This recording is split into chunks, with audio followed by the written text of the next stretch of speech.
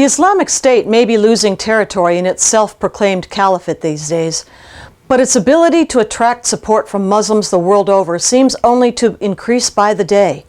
New groups are pledging bayat or allegiance to Islamic State leader Abu Bakr al-Baghdadi from North and West Africa to the Sinai, Southwest Asia, and all the way to the Philippines, while individual jihadis the world over are answering Islam's call to attack infidels at a pace that is overwhelming the ability of security services to keep up.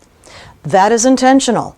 This was planned, and the plan was laid out for us more than a decade ago. In August 2005, Der Spiegel magazine published Al-Qaeda's 7 phases to the Islamic conquest of the West.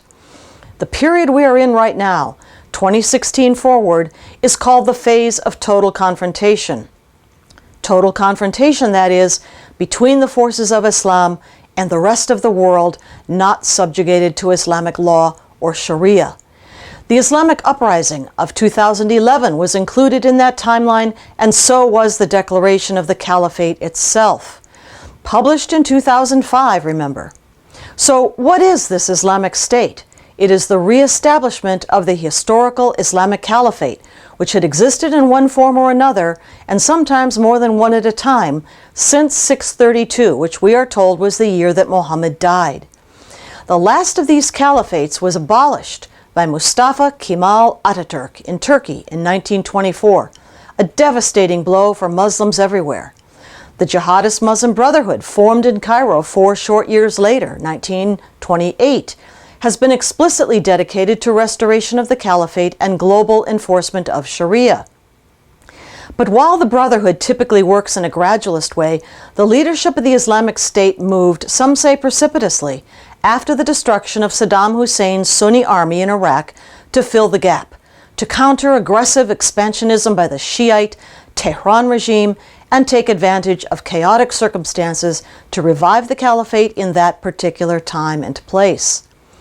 Arising out of Abu Musab al-Zarqawi's earlier al-Qaeda organization that wreaked such havoc in Iraq in the mid-2000s, the Islamic State quickly conquered vast swaths of territory in the summer of 2014 in both Iraq and Syria. It captured huge quantities of top-of-the-line U.S. military equipment abandoned by the fleeing Iraqi army. In places where the Islamic State established its authority, it quickly and brutally demanded full, unquestioning obedience to the entirety of Islamic law. Enforcement of the Quranically mandated hudud punishments shocked the world as the Islamic State made extensive use of the internet, especially social media, to publicize its atrocities. Savage though they are, these are no mere barbarians. Abu Bakr al-Baghdadi is reported to hold a PhD in Islamic jurisprudence.